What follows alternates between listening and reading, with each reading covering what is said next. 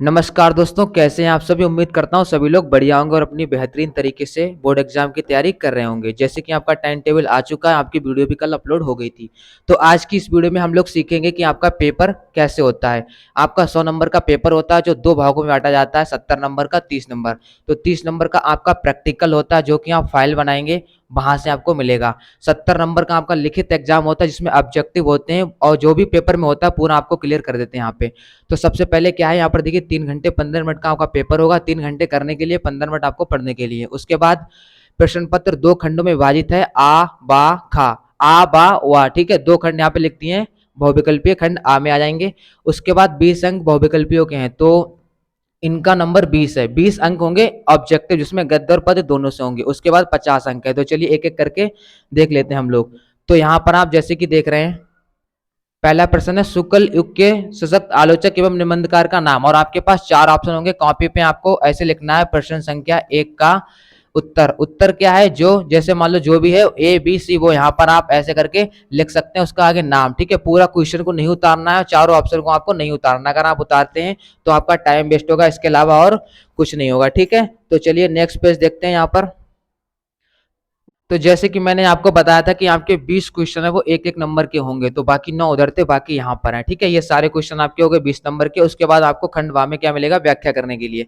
आपकी पाठ्य पुस्तक से एक गद्य से एक पूरा पैराग्राफ दिया होगा यहाँ तक। अब इसमें आपको करना क्या है, 6 अंक आपको मिलेंगे। यहाँ पर सब एक एक नंबर के थे और यहाँ पर आपको संदर्भ लिखना है।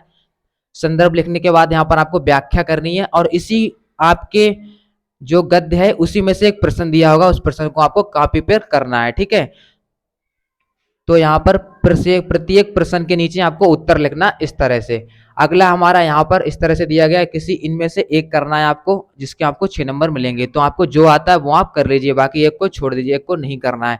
ऐसे ही काव्य में आपकी कविता दी है एक तरफ से, यहाँ पे जो भी दिया है पैराग्राफ, इसकी आपको क्या करना है, व्याख्या संदर्भ करना है, व्याख्या करना है, काव्य का सौंदर्य लिखना है, पद्यांश का तात्पर्य क्या है, और यहाँ पर इसकी व्याख्या करना है। इन प्रश्नों का उत्तर देना है, जो पूछा वही आपको लिखना है, और इन दोनों में से आपको एक करना है, जो आता है वही करिएगा। ठीक है, वहां पर ऐसे ही प्रश्नों को करना है।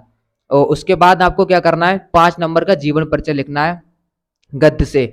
इन तीनों में से आपको एक को लिखना है, जो आता है वो लिखना है, बाकी छोड़ देना। जैसे जयशंकर प्रसाद अगर आपको आता है एक लिख दीजिए, बाकी आप छोड़ दीजिए।